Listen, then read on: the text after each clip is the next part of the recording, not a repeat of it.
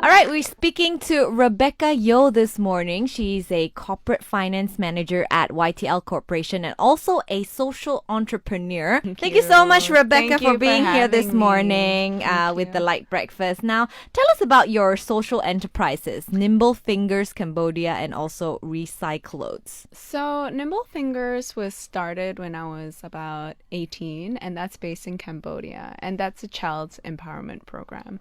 So, what it's all about is that seed money is given to the children from ages 7 to 16, and they can use this seed money to come up with imaginative and creative businesses that they want to. So basically it's sort of like a playground for kids to be creative, and they will actually get this funding to kind of build and develop and progress their little dream businesses. So this is obviously monitored, and they have to do their own balance sheets, they have to check their own profits and their reinvestments, and because of this they learn a lot about financial etiquette, which they're not typically taught in school. So this was a loophole that I realized when I was constantly traveling back and forth in Cambodia. Education there was really poor. They don't take care of the children adequately, and they teach them nothing about saving. So whatever they earn from their minimum wage income would just go purely to disposable income. And really they have just no concept of saving when they actually can afford to. So yeah, so that's how it all started. And this sort of kind of stemmed from my economic degree back in school, and like inspired by Muhammad Yunus and green funding, and how this basically had such a huge multiplier effect on children and women in India. So I tried to do the same for Cambodia, and it's been really successful, and loads of these kids have had such a huge impact in terms of their learning ability.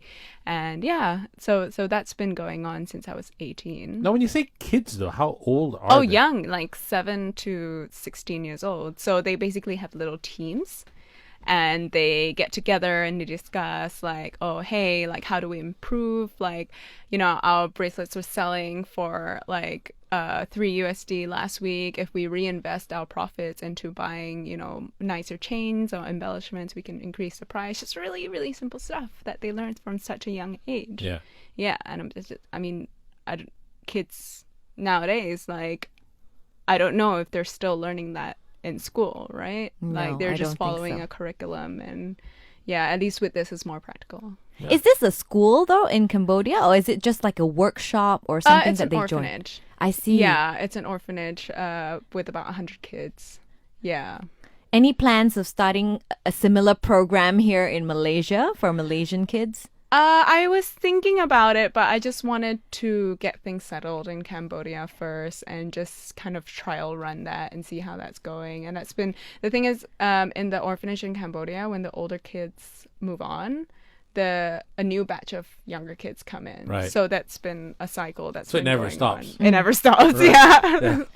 So it's been quite busy. How about Recyclothes? That's an interesting one as well. Yeah, so Recyclothes is more on the sustainability side of things, which was sort of inspired by my sister, who's an eco warrior for our company. And she said, like, we have so many clothes, like all our friends have so many clothes and they're all going to waste. Like, look at what's happening, look at the destruction in the world that's being caused by fast fashion. So we decided, like, okay, hey, you know what? It's just such a simple idea to sell these clothes, which are like branded, beautiful clothes, Right. at like heavily discounted prices, secondhand. And all the profits that we get will just go to local Malaysian charities. Yeah, so it's a very, very simple concept about upcycling and recycling clothes, therefore Recyclothes. Yeah. But I think when we looked at the statistics together, just to share a little bit about the statistics, we dug deeper and we realized that clothing production doubled between 2000 to 2014 because of, these large brands, which I will not name, Yeah. but, it's just mass production by like 60% annually. And up to 85% of all these clothes just end up in landfills, being burnt and built up, and they don't even decompose properly. And imagine how much of the world's land is going into just decomposing all these handbags and clothes, and which is, okay, this is such a huge waste, and it's just projected to go up 63%, like by 2030. So we were just saying, okay, like we need to help in our small way of curbing this. Yeah. So were you selling this? I mean, like reselling it at least. Yeah.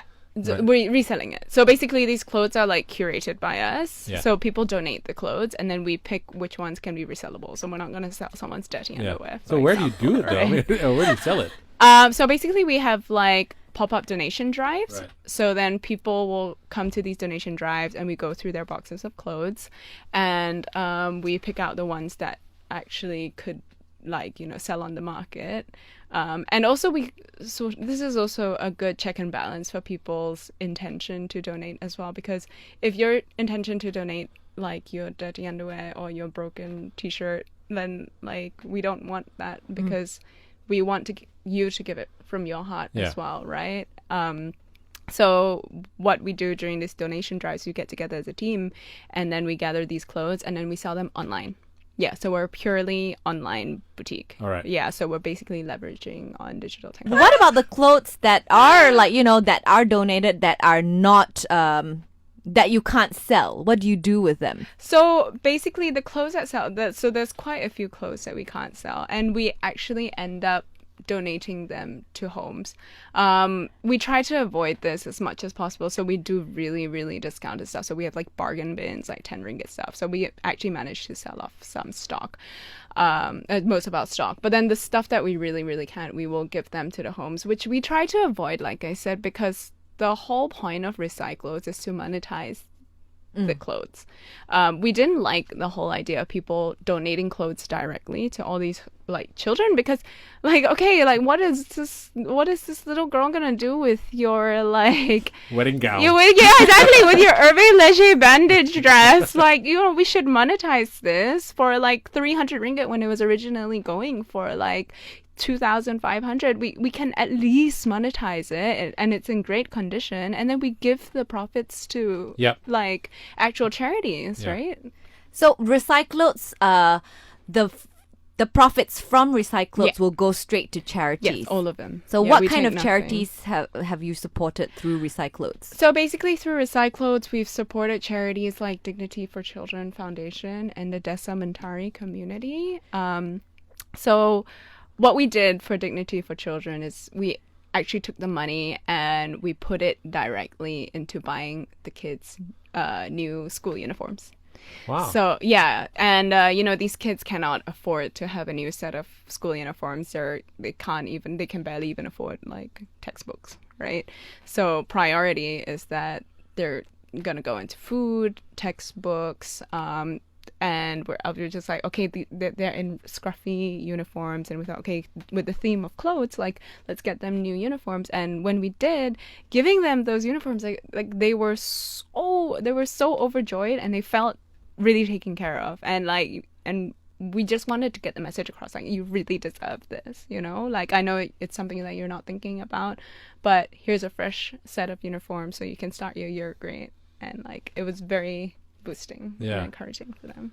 Yeah. Now, speaking about Dignity for Children Foundation, you are their regional ambassador since 2015. Yes. So what is your role as regional ambassador? So basically, as regional ambassador, I have to promote their events as much as possible and help with fundraising, and just keep very close with the kids.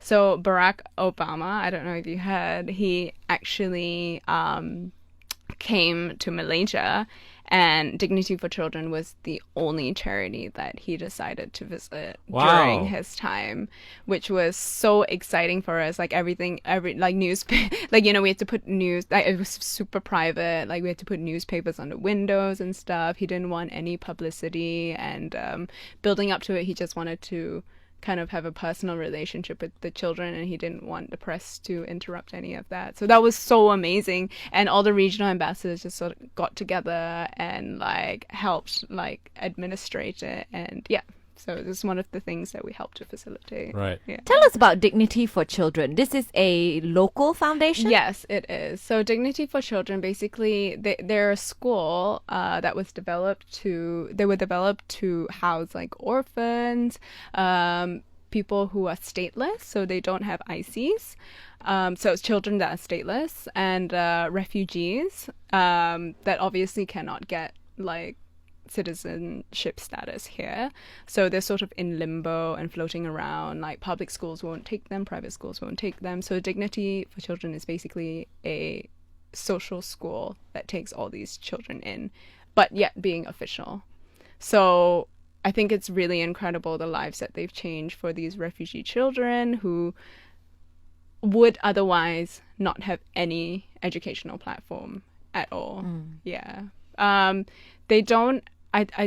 Currently they have very limited capacity to actually house the children, because like most of these refugees are with UNHCR anyway, so they have their families and they have their homes that are provided by UNHCR, which is basically, you know, like a tiny little shack, like somewhere in Sentul, for example. And Dignity is located in Sentul, where most of these children are and these families. So Right. yeah. Now, why are these causes so close to your heart, though? Children, sustainable fashion.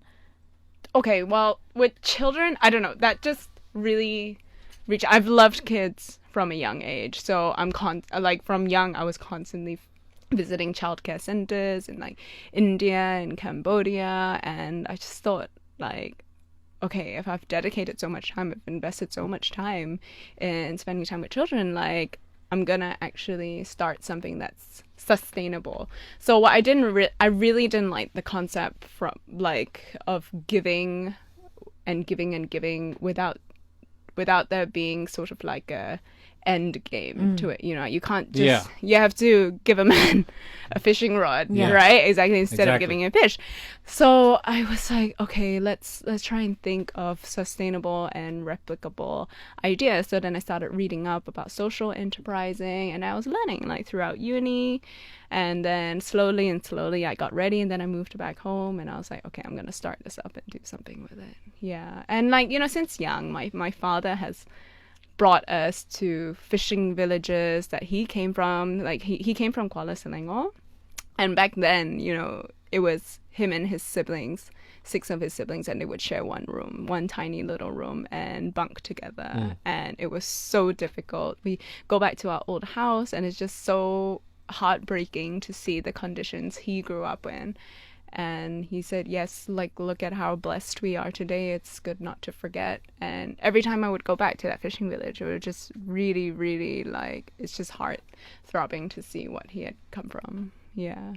And where he is right now. And where he is right now, which explains why he's just such a incredible, humble man that's just teaching us, like, you know, values and principles are number one. If you don't have that, then you don't have anything. Yeah, and it goes back to your end game thing. You don't just want to keep giving, so you want them to be exactly like your dad as well. Yeah, right? and like the whole end game. Like I'm also kind of like obsessed about efficiency. So I just feel like if charities are constantly just giving without having a model of it being sustainable, and without having a model of how it's gonna stretch out over a couple of years, then it's just because we speak to a lot of charities as well about this, and they always say you breed a habit.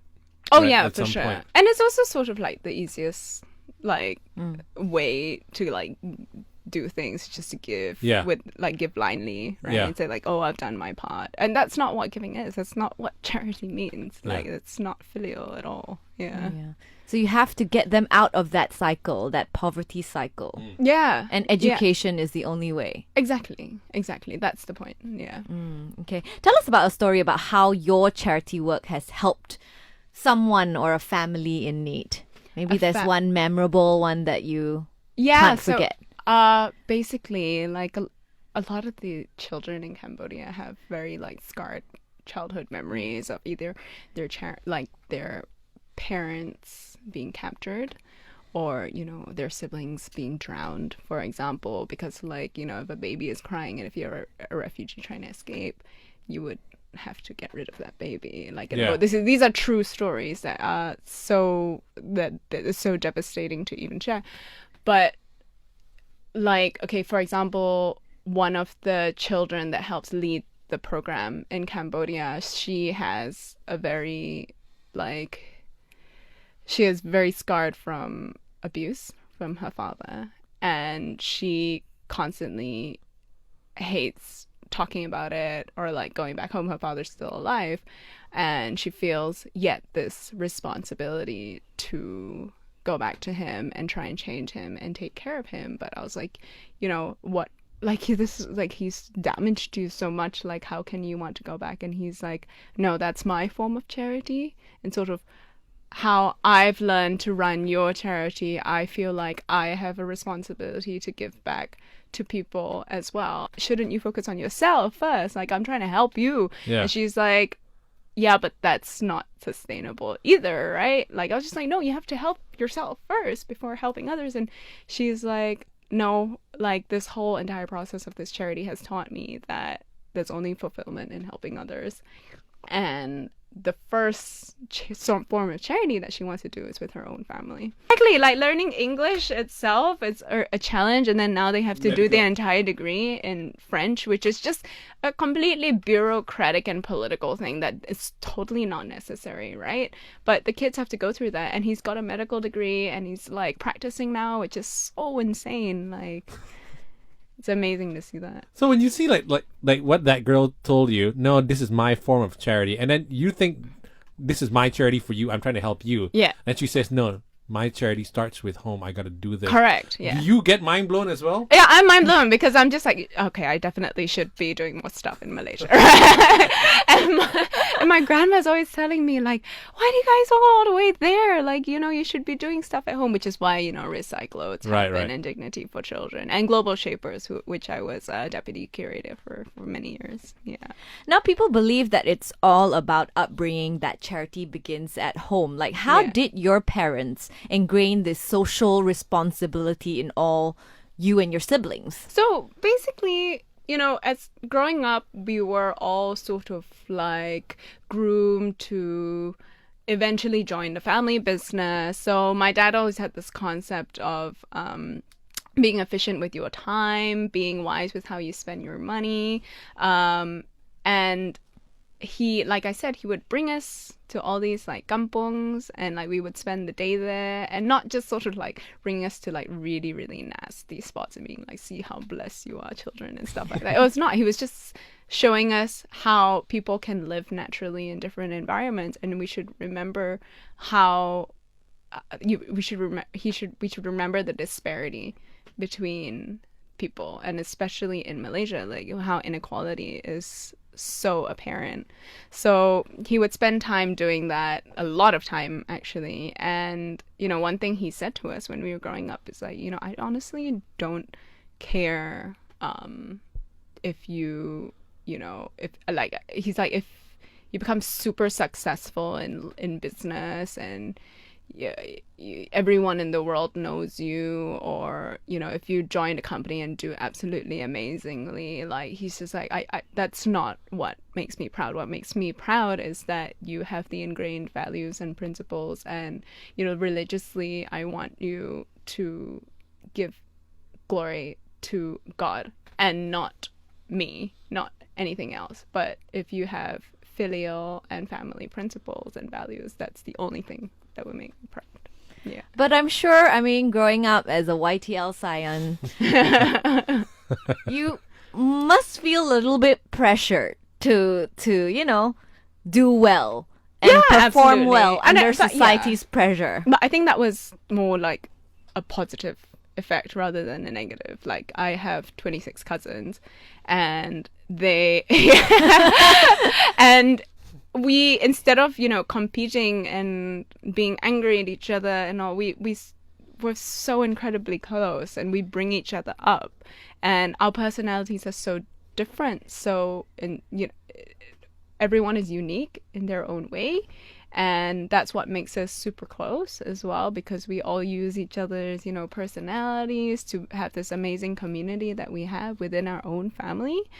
So not really. I think as a youngest child, I'm 5 out of 5 in my family, and my dad was pretty chill with me. Like, I'm not gonna lie. Like, I came out of uni, and he was like, you know, you don't have to join the family business, Really? right? Yeah. And I was like, no, I do. What are you talking about? And he's just like, oh, you do? I was just like, yeah. He's like, but you can go do your own thing if you want. Because, you know, all my other siblings, my dad was like, okay, you got to come back, and you're going to be a lawyer, you're going to be an architect, like, you know, you're going to join sustainability team, you're going to join telecommunications. And he was like, baby, you can do whatever you want. Meanwhile, your eldest, the eldest going, what? She had all this. Yeah, exactly.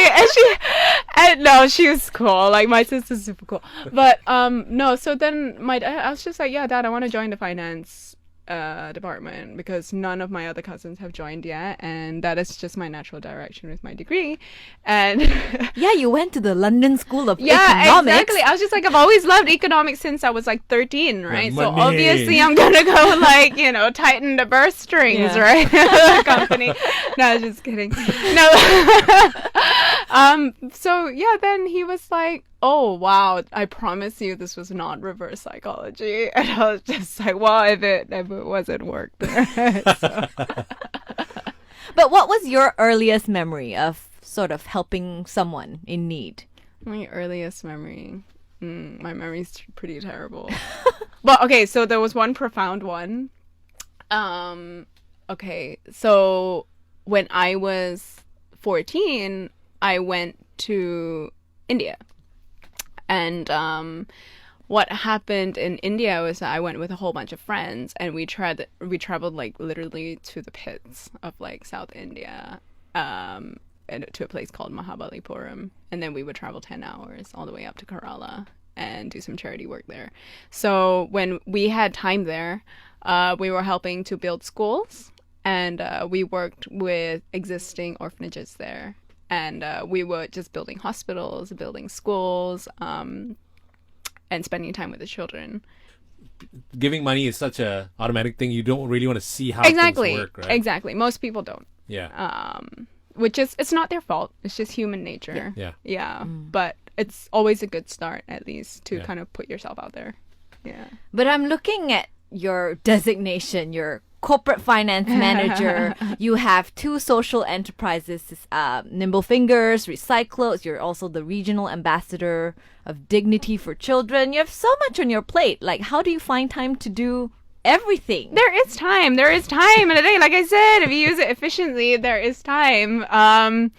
Well, I actually go to the office full time from like 9 to 6. So kind of like during lunch hours or after work, then I would work on these. And on the weekends as well, we do like pop-up bazaars for Recyclothes. So that's a really good way to spend time. But I just think if you can manage and compartmentalize everything, it's totally doable. And now with MCO, since, you know, we're doing like half work from home, that has really helped as well. And I think people have been so incredibly helpful in terms of logistics, the way, like, you know, this whole like these whole charities are facilitated. It's an army of people that's helping. It's not just me. So that has just been amazing. Yeah. And just kind of about managing time. Like people don't often realize that part of it is just surrounding yourself with people who are not toxic and dragging you down and like draining your energy. So I'm constantly just surrounding myself with people that are positive, and that has helped me eliminate a lot of like wastage of time in my life as well. Interesting. Yeah. Now, if, for example, a person comes up to you and asks you, you know, I don't have that extra money and I don't have much time, but I still want to do some form of charity. Yeah. What advice would you give to that person? Like, what would you ask Literally him to do? just go to, like, just walk into a home and just spend time with them. Like, you don't need money at all to do this. Like, you don't need to give financially for these sort of things. Like, and it's all about just finding what you want to do. Like, there's no point giving charity if you have no idea what you're passionate about. If you're passionate about old folks home, go to an old folks home and spend time with them. Even just conversations can kind of trigger something and like ignite something in your heart, and then gives you an idea. Like for me, it definitely didn't come naturally. Like, you know, like we were all born with a silver spoon. Like everything was so easy for us. But dad sort of like forced us to deep dive into it and look and, you know, actually see it in real life. Otherwise, you know, we would say, like, you know, like kids nowadays, like they read all about animals in books, but they don't actually see animals because they're all like city bugs. They live in cities and Yeah. they've never even seen an elephant or a giraffe in real life. You know, they're not brought to a zoo, right? So similarly, if you want to know what you're passionate about, you need to take that step and go and like get your hands dirty Right. and like visit these places. Because you can't find time. Yeah, I Like, actually at think some point in your life. exactly, because I actually think that's more important than giving financially. Because if you give financially without a heart, there's no point.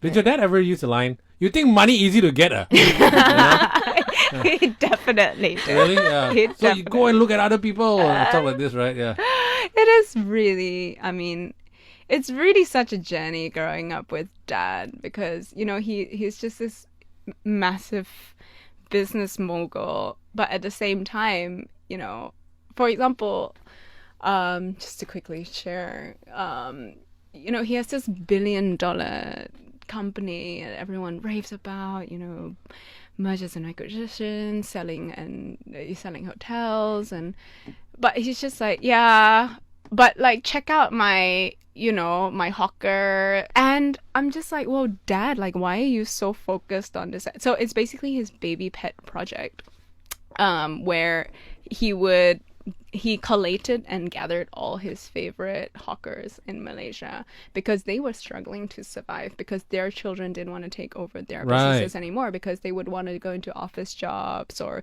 you know, try and get higher earning income jobs. They don't want to, you know, help mommy and daddy like sell wanton mee anymore, Slave over the right? stove. So then, you know, all these hawkers were suffering and my dad was like, you know what? Okay, come, I will subsidize your rent. Come to my hutong and I will make sure that you survive for the rest of your life so that you can do what you love doing and you are so passionate to do. So he basically sustains these hawkers and this is also his little form of charity as well. So he gets them all to, I mean, yeah, he can eat everything he wants in one place. But this was basically his way of helping all these older people that were really struggling. So he constantly talks about hutong and I'm just like, why don't you talk about other business like aspects of the business, right? And he's like, no, but hutong's great, isn't it? And I was just like, it's his, So in the it's whole his project. empire, That was his proudest. Yeah. He's like, it's his passion, like it's this little passion project, right? Which really shows what his heart is. Yeah.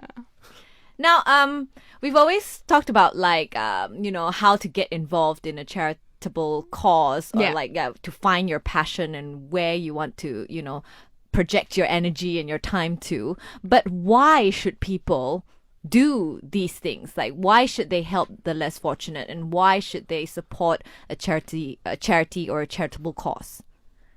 I think anthropologically, if that's a word, like I think people are naturally just want to give back. It's somewhere in there. You can, you know, just these questions people ask about, you know, what is life about? Like, where do I come from? You know, what is my purpose in life? These are just naturally occurring questions that people will ask. So I think it's already intuitively in there that people want to give back. And it's just all about putting yourself in an environment where you give yourself access to it. Right. So it's about pinpointing where you want to help and what you want to do to help. And that is actually underrated and a lot of work. So if you're, for example, constantly just like on Instagram, on Facebook, and like at shopping malls and stuff like that, that's not really putting yourself in an environment and surrounding to get access to ways to help, right? So I often encourage people to say like, hey, if you know even just one person who does volunteer work at like a soup kitchen, just go with them one day. Literally, it doesn't even take an hour of your time. Just go and see what's up, like what's happening out there. And I think when you pressure people Like, it's like, oh, it's gonna take 3 hours. Then you're just like, yeah, I'm out. Yeah, I Yeah. can't do that, right? But then if you're just like, okay, you know what? It's just 45 minutes. Like, just come. I mean, you're gonna spend that time in, like surfing Instagram anyway, Yes. so you may as well come, right? So you basically just have to sell it. It is marketing at the end of the day because people are wired differently now. But yeah, so that would be my advice: just sort of snap out of your natural environment. We spoke to someone who said he sleeps a lot better when he helps other people. Wow. Do you feel that? No, I don't sleep well at all. No, it's stuff that's keep me up in sort of ways that can improve the social enterprises that I have, and it's sort of just sustaining and like just the endurance of these charities can be often quite heavy because you're just constantly perfecting things and improving things. Yeah, it does not make me sleep better. But what is your why? What My- is your why? What isn't like my why? Why are Charitable. you doing all this? Yeah. I started and I can't stop. And it's also sort of like a very positive sense of responsibility as well. Like you can't just abandon ship halfway, right? Like you basically have to keep going and there's no sort of like end game to it. It's just constantly going. And I think that's an amazing aspect to it because you have this fulfillment for the rest of your life. And charity isn't about just giving an end, right? Like I said, like you have to just keep going, and that's great. It's an amazing feeling. So if your dad said, okay, I wasn't kidding about you not getting into the family business and everything, you have to go Yeah. out and do something else, would you just focus on this then? Probably not. I would do this I would have a full-time job and then do this part-time because there needs to be a sort of balance in life as well. Right. Yeah. What's your ideal situation for all your social enterprises, though? What's the ideal? They basically run goal? themselves. So they're kind of getting there with a little bit of, hand holding. But from the deliverables that I've monitored, it's been going very well and it's moving upwards. We hope to take Recyclothes internationally one day. Right now, we've been approached by a lot of, pop-up bazaars, like at Central Warehouse, and also, all the Rui bazaars as well. Like, it's just been such a encouraging and motivating response from public traction. So, yeah. Great. Well, thank you very much, Rebekah, for giving us your time here today. Thank you for and having me. speaking to us. It's been really refreshing just being able to share